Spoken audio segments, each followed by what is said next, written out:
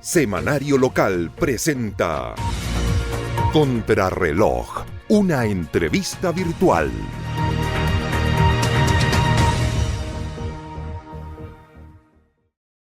Hola, ¿qué tal? Buenas tardes. Nos encontramos en el Café Queros, Café Bar Restaurante Queros en la ciudad de Osorno, en la galería Viller.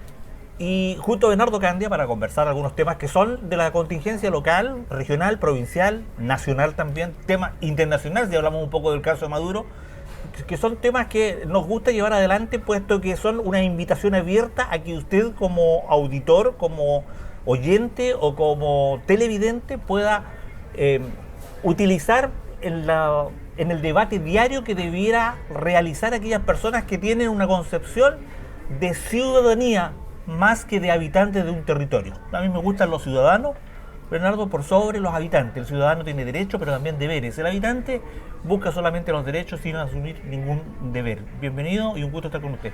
Hola, buenas tardes, Claudio. Tienes toda la razón, más en un contexto en donde nosotros nos encontramos en la segunda vuelta de un proceso electoral, donde los ciudadanos el 14 de diciembre tienen que concurrir nuevamente a hacer uso de su derecho de sufragio, y creo que va a ser tan ordenado como la primera vuelta. Chile tiene una cultura cívica, yo diría, muy arraigada desde que se recuperó la democracia, en donde hemos visto los debates de los candidatos en esta segunda vuelta, que básicamente tratan de captar ese electorado que obtuvo principalmente el candidato irruptivo, como es Parisi, en donde saca alrededor de un 20% de los votos, hoy día con alrededor de 13 diputados en la Cámara, y por lo tanto es un factor que puede obviamente influir no en el resultado, pero sí, yo creo, en el porcentaje que pueda sacar uno u otro candidato. Puede inclinar la balanza en ese sentido, pero creo que los resultados, sin ser pitonizo, todo claro, indica quién va a ganar. No quiero tampoco ser, digamos, yo el que diga quién va a ganar. Pero caja de resonancia es un resultado claro, pero toda la lógica indica a alguien. Entonces, yo creo que en ese contexto es importante... Depende, dijera. Sí, es importante hacer un análisis, yo diría, sensato, con respecto a lo que fueron los resultados de la primera vuelta. ¿Dónde están ese voto de este candidato que irrumpe en unas elecciones y que saca el 20%?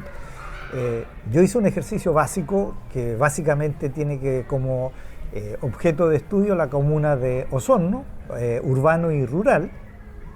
Y mira, y uno encuentra patrones conductuales que te indican más o menos quiénes son los que votaron por París. Hoy día el sistema te permite tener ese tipo de análisis rápido, porque tú votas en los lugares en donde está cercano a tu domicilio. Y por lo tanto, territorialmente tú sabes quiénes son los que componen el electorado que compone esa escuela o ese recinto electoral. Y en ese sentido, lo que yo encontré es que básicamente París saca votación en lugares como, por ejemplo, la Carlos Condel, que es una escuela de Rahue Alto, en donde votan sectores territoriales de Vista Hermosa, Santa Rosa, Villa Frey, Murrinumo, Carlos Condel, parte de Las Vegas Chicas y también sectores de Santa Norma. Es decir, estamos hablando de personas que tienen en algunos casos un nivel de vulnerabilidad alto, de baja escolaridad en general.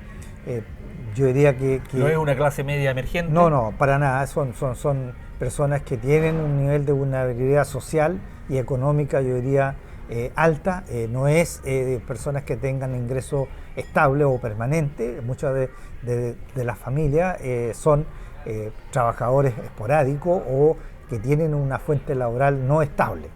Y por lo tanto, obviamente, sus ingresos varían de acuerdo a la prestación de servicio que en algún momento tengan. Pero territorialmente uno sabe cuál es la composición.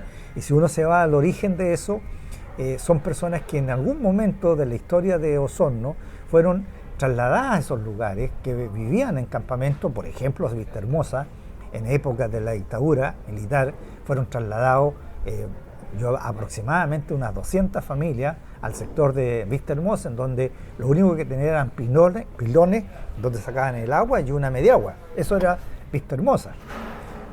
Bueno, después se hizo todo lo que es el alcantarillado, o sea, servicios básicos, alcantarillado, agua potable, se le mejoraron sus condiciones de vida, pavimentación de calle, es decir, la satisfacción de las necesidades básicas desde el punto de vista de la infraestructura hoy día la tienen. O sea, tú recorres ese sector y no tienen esas carencias. Entonces la pregunta es, ¿qué motivó a que votaran por un candidato que aparecía como fuera del sistema, que no respondía a un concepto tradicional de partido, sino que básicamente era un liderazgo unipersonal, sin una estructura partidaria, más allá que contara con un sistema vía Zoom para hacer reuniones con sus candidatos? Bueno, yo tengo la impresión que básicamente es gente que desconfía enormemente del sistema político, que desconfía de la institucionalidad política, que desconfía de los partidos políticos, de una situación de escolaridad baja. ¿Y por qué te digo esto? Porque en la medida que aumentan los niveles de escolaridad en otros recintos de votación, el candidato saca, por ejemplo, en Osorno Coli, 700 votos.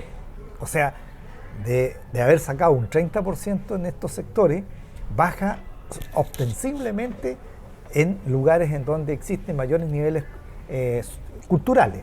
Y eso se replica también con la escuela de García Hurtado de Mendoza en Rahue Alto, se replica en el liceo de Rahue, se replica también en Misión Coli, en donde el porcentaje del candidato sigue siendo un 30%. Es decir, es un voto de descontento que no es un voto tradicional de derecha. Por lo tanto, es muy difícil que ese votante opte en segunda vuelta por un candidato de derecha. Puede votar en nulo, puede votar en blanco. Creo que va a haber un alto porcentaje de ese tipo de Este llamado opción que hace Parisi a votar nulo, por esto que así lo definió la base del partido de la gente, ¿tiene algún asidero o esto es una fanfarronería? Yo creo que él quiere básicamente apropiarse del alto porcentaje que pueda haber del punto de vista del voto nulo o blanco. Cimentando el camino evidente, para una porque próxima... su discurso va a ser no...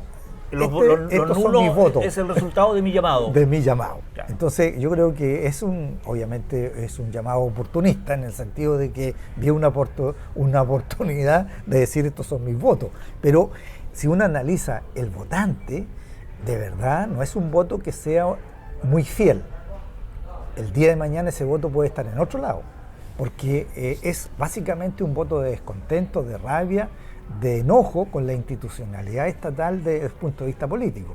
Y el otro elemento que me parece a mí relevante es que a mayor nivel cultural, menores votos saca el candidato Parisi. Y por lo tanto, a mí me llama la atención, sí, el voto que saca en el mundo rural. Porque en el mundo rural, como por ejemplo la escuela de Pichil, es un voto que mayoritariamente opta, no por la derecha, opta por Parisi. Y ese voto, en el caso de Pichil, es un voto que representa básicamente a parceleros, personas que tienen un nivel cultural también promedio, de a lo menos cuarto medio, como logro educacional, y también hay gente muy desconfiada, gente que no cree en la institucionalidad, y en segundo lugar, generalmente son personas que tienen trabajos en forma de emprendedores individuales. Y por lo tanto, ahí hay un segmento que no le hace sentido ni el discurso de la izquierda, ni el discurso de la derecha. Y optan por un candidato que aparece como fuera del sistema. Aquí, cuando haces tú este análisis en base a la escolaridad de algunos sectores, entonces, ¿la intelectualidad votó por Kast? Mira, no, porque curiosamente, en el caso de los Osorno Coli, en la votación mayor está en la Matei, no en Kast. Él mantiene un promedio que le permite, digamos, sacar el 24%, si no es tan lejos lo que dice Parisi.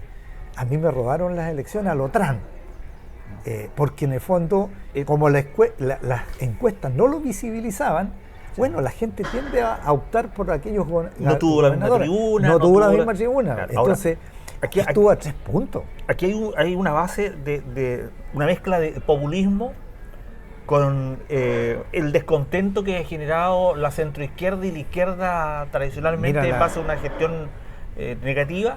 Mira, yo tengo la impresión de que el gobierno de Boric ha pagado sus errores caro desde el principio. Primero, con los indultos. Yo creo que ahí hay un hito muy relevante de que le permite a una derecha bastante radicalizada levantar un discurso de inoperancia, de ineficiencia y de falta de experiencia. La falta de experiencia es real, o sea, son cabros que llegaron al gobierno sin saber ni leer ni escribir, no tenían experiencia. Y por lo tanto se pegan este primer hito, que es el indulto que hizo el presidente Boric sin haber leído las carpetas. Segundo hito, la ida de la ministra del Interior a Temomulcoy, pensando de que esta cosa romántica de los mapuches, que la iban a recibir con los brazos abiertos, bueno, la recibieron a balazo, literalmente. Nadie entra sin mi permiso. Claro, entonces otro hito que no deja de ser, porque eso habla de la falta de planificación, de haber tenido... ¿De calle real? De calle, y además, digamos, desde el punto de vista de la inteligencia. O sea, hay una falencia enorme de la generación de información para que vaya una ministra a un territorio que era complejo de abordar. Ya, tienes otro hito. Y para más, digamos, darle otro mazazo, el hito de Monsalve. O sea, eso vino a ser la guinda de la torta, a coronar la inoperancia de cómo abordar las cosas complejas que le puede tener un presidente. Porque ese tipo de cosas construyen relato, construyen imagen. Y entonces se fue instalando una imagen de un gobierno ineficiente, inoperante, y por lo tanto... Con viso de corrupción, porque el caso de fundaciones... Sí, otro hito. El caso de fundaciones... Pero mira, el caso de las fundaciones, y te lo voy a dar por escrito, la mayoría de esas cosas, de las fundaciones, la gente no... O sea, la gente se le instaló la imagen de que es pura corrupción. Bueno, en el caso de la comuna o la provincia, o sea, no la comuna, la región de los lagos, bueno, todo indica que las platas las recuperaron, que la Fundación Quemuy, que es la que más, digamos, ¿qué hizo la Fundación Quemuy? ¿Sabes lo que hicieron con la plata? Con los 1.200 millones de pesos que pagó o traspasó el gobierno regional para que hicieran saneamiento de título de dominio para 800 familias. Bueno, pagaron las deudas que tenía el CFT, le pagaron a los trabajadores. O sea, usaron los recursos fiscales que estaban destinados para saneamiento de título de dominio para una cosa que no era el propósito ni el objetivo, pagar los sueldos que ellos debían, que ellos le tenían con deuda al CFT. Entonces, o sea, moralmente no fue mal utilizado el dinero, porque, o sea, cumplieron un objetivo. Lo que fue, se usó una partida destinada a una cosa para otra, y eso se llama malversación de fondos. Me recuerdo un ex alcalde de San Juan de la Costa que en vez de vivienda mandó a comprar ambulancia y terminó procesado por ese dinero. Claro, pero eso es malversación de fondos, claro, ¿me entiendes? Entonces, pero ese hito se instaló y hoy día la fundación es sinónimo de corrupción. Por lo tanto, tenés otro hito que daña la imagen del gobierno. Pero más allá de todo eso, yo creo que eso fue lo que al final la gente pone en la balanza, porque desde el punto de vista económico el país sigue creciendo, aunque sea... Y ahí yo le doy el punto, nos está cayendo a pedazos, y un indicador súper sencillo es el resultado de la última Teletón. Finalmente se juntó la meta, se llegó a una meta que era... En un país que se cae a pedazos económicamente... No, pero eso es un discurso, digamos, construido en un proceso electoral, en donde estas cosas hay que leerlas, pero no toda la gente lee... Y que nadie ha pedido explicaciones, ni nadie ha cuestionado tampoco con respecto a ese discurso, o sea, no se toca el tema. Es que lo que pasa es que yo creo que el gobierno tiene una carencia de competencia, de poder abordar y instalar sus temas. O sea, la agenda la instala la derecha y siempre se la instaló la derecha. Y por lo tanto, todas estas cosas que buenas que haya hecho pasan a segundo plano. O sea, eso no importa. Si la imagen que yo tengo de este gobierno es que son gente chanta, gente que no es eficiente en su pega, gente que se robó la plata a través de las fundaciones, sea real o no sea real, porque eso está en proceso judicial. Entonces, la imagen ya se instaló. La gente tiene esa imagen del gobierno y por lo tanto eso es irreversible. A mí lo que me llama la atención es la incapacidad de un gobierno para hacer presente lo que ha hecho bien. Sí, yo destaco del gobierno la capacidad que ha tenido el presidente Boric para ser ausente de todos los grandes temas, de este tipo de conflictos. No se menciona, si hay un problema, él no está presente. Él está leyendo, está viajando, está saludando, está cuestionando la política internacional, pero él no está presente en los conflictos nacionales. Más allá de que pueda tener una cierta discrepancia con respecto a cómo ha llevado las relaciones internacionales, en general la visión que tiene el mundo externo de Chile y del presidente no es mala. Bueno, hoy día miércoles, el miércoles 4 de diciembre, el IPSA tuvo un repunte que hace presagiar un nuevo paso en la economía interna y la visión que tienen los países externos de Chile. Mira, Chile sigue teniendo altísima inversión externa. Más allá de todo lo que se diga, Chile tiene proyectado 78.000 millones de dólares de inversión entre estos 4 años y los próximos años. Entonces tú dices, bueno, ¿y esto por qué no lo resaltan? ¿Por qué no lo instalan dentro de la agenda? Bueno, porque imagínate el precio que le va a tocar al futuro presidente. El futuro presidente va a tener un cobre que va a estar sobre los $6 la libra. Sí. Eso significa más de 1.200 millones adicionales. Bueno, lo primero que hay que hacer en tiempo de vacas gordas es pagar las deudas. Tratar de bajar la deuda externa, a pesar de lo que han dicho algunos economistas. Esa es platita fresca que le va a llegar, que no estaba proyectada. Que no está. Ahora, la inversión extranjera, se acaba de instalar en Chile una empresa que se llama la Casa do Constructor, es una empresa brasileña que trae una inversión fuerte, que va a instalar una especie de Sodimac gigante en 3 ciudades del país, porque se comienza a vislumbrar que en un eventual gobierno futuro va a haber una certeza con respecto. No es tan así eso, porque las inversiones que se hacen en los países no se hacen de la noche a la mañana. No porque son estudios que vienen previos, en donde tú tienes que demostrar qué cosa se fija un inversionista con anticipación. ¿Certeza? No, significa estabilidad política, ¿sí?, estabilidad social, ¿sí?, y estabilidad económica. 3 factores fundamentales para poder invertir. Pero ese estudio hace ratito que lo hicieron.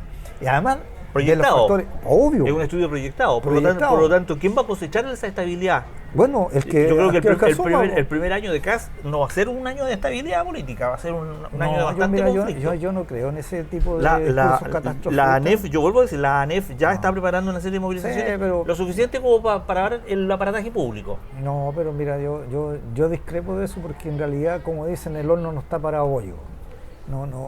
Tienes que tener ciertas condiciones. Mira, un buen marxista te diría, tienen que darse ciertas condiciones objetivas para que se dé ese tipo de cosas. Y hoy día la gente no quiere eso. Y tampoco hay buenos marxistas. La gente, ¿sabe?, quedó como traumada con el tema del estallido social y por lo tanto no quiere ese tipo de escenario. Por lo tanto, esta guerra permanente entre los sectores pro estallido social y los sectores anti, yo creo que ha cansado un poco a la comunidad, a la sociedad, lo que va generando o dándole paso para recuperar un espacio a este voto de Parisi, que más que por una ideología, vota por un descontento de la izquierda, pero también por un no conflicto. Parisi no fue un gallo conflictivo dentro de su campaña. Parisi, yo no tengo una opinión buena, o sea, para serte sincero, pero yo creo que aprovechó una oportunidad que se le dio dentro de un contexto electoral donde las alternativas que existían no satisfacían esas necesidades o esas aspiraciones que tenía ese grupo. Prueba de ello es que son personas que no tienen necesidades básicas no satisfechas, las tienen. Lo que ellos buscan es un sistema que les garantice mayor a esta cosa aspiracional. Uh-huh. ¿Cómo mejoro yo mis condiciones de vida? ¿Cómo arreglo mi casita? ¿Cómo cambio mi auto? Claro, ¿cómo mi hijo encuentra pega? Esas cosas. Y el Estado no ha tenido una respuesta para ese mundo, porque es el mundo, digamos, que tiene menor escolaridad y por lo tanto el cabro con cuarto medio hoy día no tiene mayores posibilidades de pega estable. Entonces va a desempeñarse en aquellos puestos de trabajo que no son los más atractivos. Y hoy día la gente aspira a que su hijo no trabaje en lo que trabajó su papá. ¿Y esa fue la oferta de Parisi? Sí, yo creo que Parisi captó dos cosas. Este descontento en términos de las necesidades no satisfechas, de tener platita rápida. Acuérdate que una de sus propuestas era, si yo llego a ser presidente, le voy a hacer un préstamo sin inflación. O sea, sacamos la plata de nuestros pocos ahorros que tenemos previsionales y si nos hacemos un autopréstamo, pero eso no se preocupe, no va a provocar inflación. Cuando la historia te demuestra... Un frafra con espalda académica. Claro, o sea, yo soy economista. No, sí, es cierto, él tiene un doctorado en finanzas, pero nunca ha sido un economista de macroeconomía. No es un especialista en esas áreas, es un asesor financiero. ¿Pero es capaz de armar equipos? O sea, yo lo desconozco, pero yo lo veo más como un llanero solitario. Porque ¿quién era el encargado de la economía que llevaba el tema económico? Él, no era nada más, él y nadie más. Claro. Y por ahí aparece un tal Olivares que hoy día no es más que un fresco. Claro. La Gile, que otro personaje extraño. Ahí hay una muñeca política. Claro, entonces o una muñeca del diablo. Claro, o sea, son personajes raros. Sí. Bueno, ante el descontento, ante el vacío político que ha ido quedando detrás de una serie de errores que tiene que ver con personalismo, con falta de valores, con falta de principios, obviamente esa persona que quiere ser parte de la solución de los problemas políticos tiene que irse a alguna parte, y Parisi fue una buena alternativa. Como para un sector de la centroizquierda fue Matei una buena alternativa. Porque no, claro. Parte del voto, el voto duro de derecha estuvo entre Kaiser y Kass. Matei capturó un voto de la centroizquierda que buscaba estabilidad y conducción, y una Evelyn Matei sí podía generar estabilidad y conducción, incluso incorporando gente del...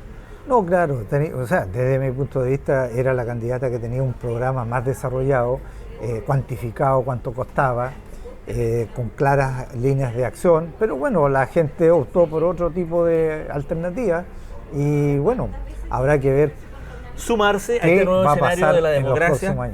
Habrá que sumarse a este nuevo escenario de democracia con un gobierno... No, yo creo que la gente que ambos candidatos no los interpretan debieran de replantearse y proponer en estos 4 años una nueva alternativa para Chile que le permita dar estabilidad económica, estabilidad social y estabilidad política. Ese con respecto al tema de lo que va de este escenario político. La campaña no ha sido tan dura entre los candidatos, los debates siguen manteniendo un dejo regular. Con un nivel de bastante mediocridad. Yo creo que están apuntando en Osorno al voto de Parisi. No, mira, yo creo que todos se dan cuenta de que esto ya está resuelto, claro. Y por lo tanto tampoco hay mayor interés en el tema. Yo creo que la gente ya sabe cuál es su opción. Ahora, sí es para mí importante que vayamos reconociendo a aquellas personas que están levantando estas campañas de terror a través de las redes sociales, porque se van a convertir desde la oposición o desde el gobierno es que eso es un error garrafal para el país. Yo creo que la mayoría del país no está en eso. Son grupos... ¿Usted reconoce que costó a este país recuperar la democracia? Sí. Que la democracia de la cual gozamos es un parto que se pagó con sangre. O sea, yo no sé qué, pero sí, efectivamente mucha gente tuvo costo. Yo fui parte de ese proceso cuando estuve en la universidad y tuve compañeros que fueron presos, otros torturados del movimiento estudiantil, otros que perdieron la vida y que nadie los recuerda hoy día. Y yo creo que eso fue parte de un proceso de recuperación de la democracia y por lo tanto la gente que sí vivió eso y que pagó un costo. Desde Chile, que luchó. Desde Chile, no, desde dentro. Muchos, los que se fueron y llegaron a última hora. Estoy hablando de la gente que estuvo acá. Esa gente, digamos, valora la democracia, porque sabe que costó recuperarla.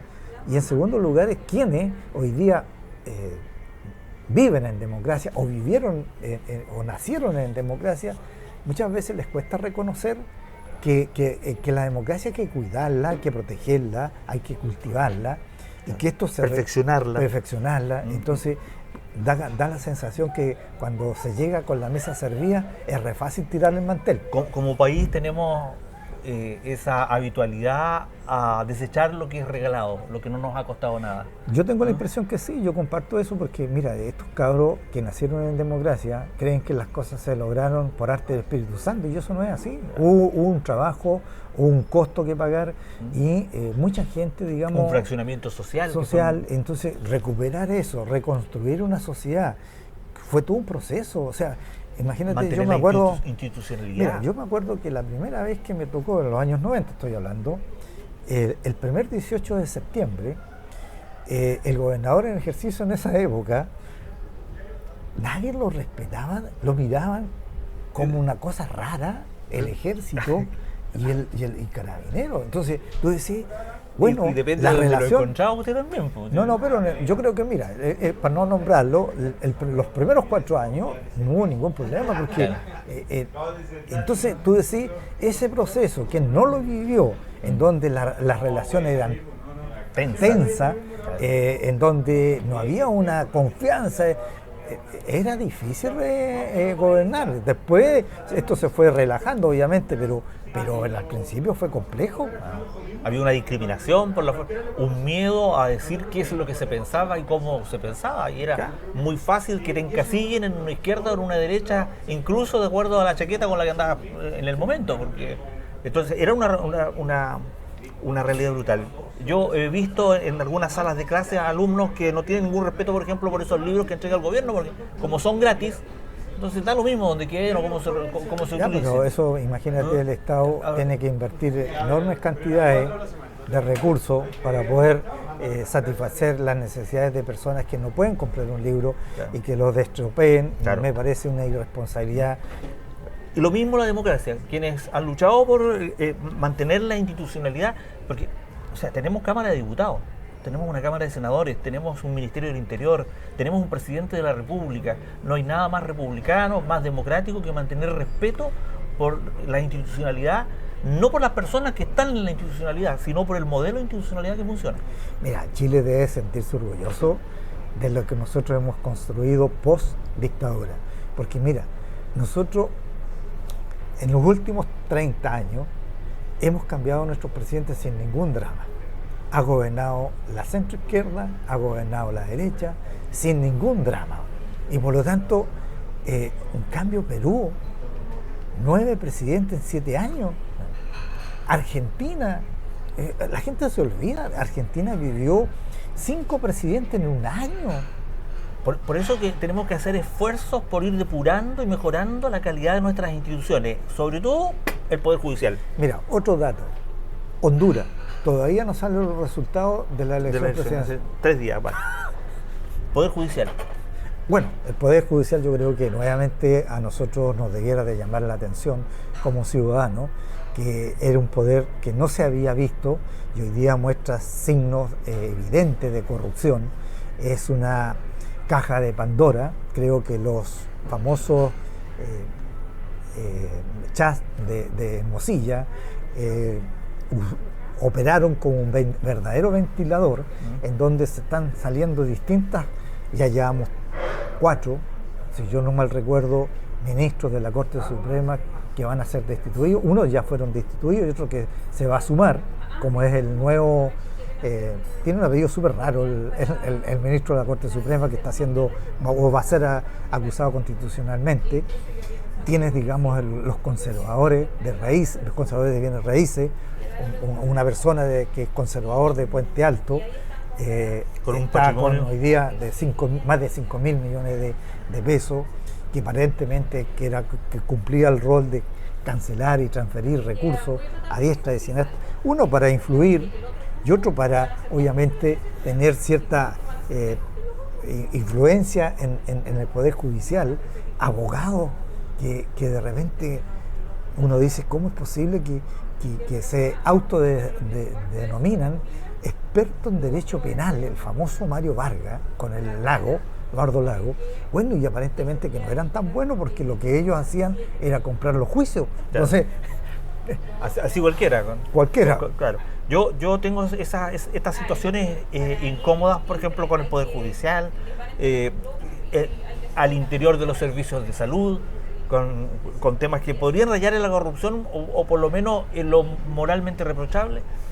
Y también me molesta un poco el caso de la toma de San Antonio, la gran toma de San Antonio, puesto que hoy día en las noticias escuchaba que no hubo un acuerdo entre la inmobiliaria que vende las 100 hectáreas que requiere el gobierno para solucionar el problema y no hubo acuerdo en lo monetario. Lo que la inmobiliaria está solicitando son 50.000 millones de pesos por 100 hectáreas. Eso equivale a 500 millones de pesos por hectárea. Me parece que es digno de expropiar, porque más allá de lo que regula el mercado, un terreno que está botado y que fue producto de una de las tomas más grandes de Chile, no puede costar 500 millones de pesos la hectárea. No, yo creo que es un aprovechamiento, evidentemente, pero yo, mira, acabo de leer acá que se firmó un convenio en donde entre los pobladores y el Ministerio de la Vivienda, y creo que el Estado tiene que hacer lo que corresponde, la expropiación y ajustarse a los precios de mercado, no que le ponga especuladores. un 15% más del precio de Mira, mercado. lo que yo entiendo de que las 100 hectáreas el Estado está dispuesto a pagar 11.000 millones, claro, que me parece bastante razonable. Sí, y sería un precio más o menos Sí. En cuota. No sé cómo lo pagarán, pero 11.000 millones... Claro, pero no los 50.000 lo que millones tú de estás pesos diciendo que una pide exageración. es una exageración. Y lo otro, la responsabilidad política de quienes permitieron durante años que se vaya saliendo de control una toma excesivamente grande. O sea, aquí alguien se las van a llevar... Bueno, eso pasa cuando tú no ejerces cuando tú tienes o ejerces un cargo público de autoridad, tienes que ejercer lo que la ley te mandata. Es decir, no puedes hacer vista gorda cuando se toman un terreno particular. Caer en el buenismo, pucha, pobrecito, No, dejémoslo nomás. No, si eso- la ley eso- está eso- para aplicarlo. eso, Todos claro. somos respetuosos de la ley y tenemos que sumarnos a este respeto. Porque lo que pasa es que, mira, es cierto que esa cantidad de personas, hablan de cuánto, de 10.000, 18.000 habitantes. Sí. Bueno, 4.000 no- niños, decía eso no es, Pamela Vallejo no es también. fácil de sacarlo. Eso es como, más grande, es como Burranque. Claro. O sea, Es movilizar por ranque. Claro, entonces tú dices, bueno, si tú dejaste que eso pasara, hoy día, ¿cuál es la solución? ¿Sacarlos a todos? Eso no es viable. Claro. Lo más sensato, a mi juicio, es la expropiación. Si el propietario quiere aprovechar la oportunidad y forrarse de plata, porque eso es un aprovechamiento, bueno, el Estado tiene el instrumento y el mecanismo para expropiar y pagar lo que corresponde y no pagarle las ganas a un fresco que quiere hacerse rico. El ministro de la Vivienda, Montes, señaló en algunas declaraciones que uno de los operadores dentro de la inmobiliaria pertenece al comando de Janet Jaradan. Bueno, peor todavía. ¿Qué crees que te diga? Peor. O sea, uno tiene que predicar con el ejemplo. No puede andar predicando con el cierre abierto. Muy bien, Pastor Candia. Junto a Bernardo Candia, entonces dejamos esta conversación hasta aquí. Nos encontramos en una próxima oportunidad para conversar con ustedes gratamente con nuestro amigo Bernardo Candia. Un gusto estar con Muchas gracias. Hasta pronto.